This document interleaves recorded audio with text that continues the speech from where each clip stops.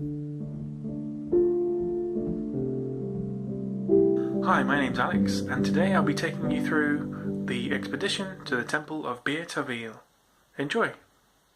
The object of the game is to reach the temple by moving through locations on the map. Once you move to this final space on the location track, you've won the game.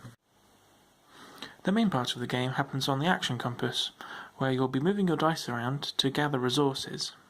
Also on the compass are bandits which will block dice moving to or from that space. They also drain resources whenever a die moves across them. Now let's set up the game. Lord Richard Richardson is the easiest character, and that's the one I recommend if you're trying the game for the first time. He starts with 10 water and 10 fuel, 5 gold, 5 crystals, and 1 gold upgrade gem, which I'll put here. The player pawn goes on the first location on the track. You then roll these die, the movement die, and place them there. The white meeple goes on the space listed on the third die, which is number 4. Each of these are numbered. And then we have to put the action die on, so they must all start at the value 1, and we put them on their respective slots listed in the rulebook. Lastly, the grey bandit lies in wait on its space on the track. And now we're ready to play. There are 2 main phases in the game, the movement phase and the action phase. In the movement phase, you'll be moving bandits, moving through the location map, and paying any costs involved in movement. The white bandit always moves according to the first die in line, so in this case it moves 1 space.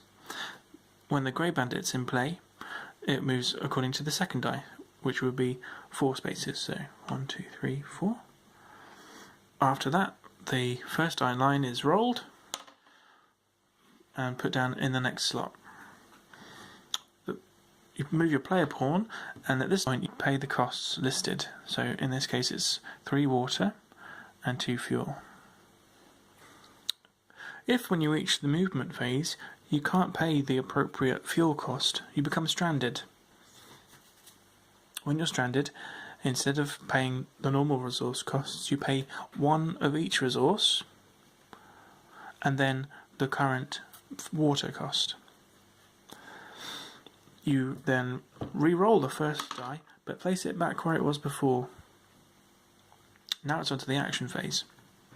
In the action phase, you get 1 main action, which is moving a die around the compass. In this case we'll move the water die, which is blue. You move it the number of pips shown on the die, so this would move 2 spaces. In this case we moved across a bandit, so that space gets drained, which is a fuel space. Now we can gather resources. You gain 1 for the die you used, 1 for the space, and if they match, you gain a bonus resource.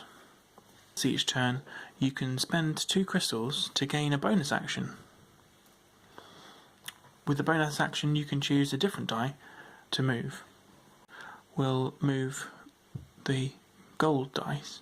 It's showing a 6, so it's moved 6 spaces around, unfortunately draining 2 further fuel. We now gather resources, so we gain 3, including the bonus, and also another, because there's a gem there. Each of the gems matching the coloured resources give you an extra resource of that type anytime you move to that space on the compass. The green gems protect against bandits. There are other free actions you can take at any time. You can trade gold for water or fuel. I think we definitely need some fuel, so I will spend 3 gold to gain 3 fuel. You can also use your crystals to change the number on any of the die by 1 up or down. The numbers don't wrap, so I couldn't change the 6 to a 1, and I couldn't change the 1 to a 6. You can also spend a crystal to move any of your gems from one space to another around the compass. That's the end of the action phase, and now we move on to the next movement phase. If you've played the first game, you could consider using one of these advanced locations, or changing the character to something a bit more challenging. And that's it. Thanks for watching. Bye.